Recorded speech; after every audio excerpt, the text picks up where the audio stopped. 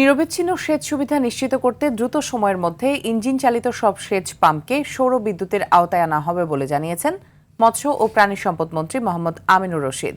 বিকেলে জাতীয় সংসদে কুমিল্লা ৯ আসনের সংসদ সদস্য আবুল কালামের প্রশ্নের জবাবে একথা বলেন তিনি। মাছের বংশ রক্ষায় নিষিদ্ধ চীনা জাল বন্ধে অভিযান অব্যাহত রয়েছে বলে জানিয়ে মন্ত্রী বলেন, সমুদ্র থেকে মিঠা পানি পর্যন্ত মাছের অভয়ারণ্য করা হবে। এছাড়া জনগণের দ্বারা নির্বাচিত বলেই এমপিরা জনগণের চিন্তা করছে মন্তব্য করে তিনি বলেন, উন্মুক্ত জলাশয় কোনো অবস্থাতেই ইজারা দিতে দেওয়া হবে না।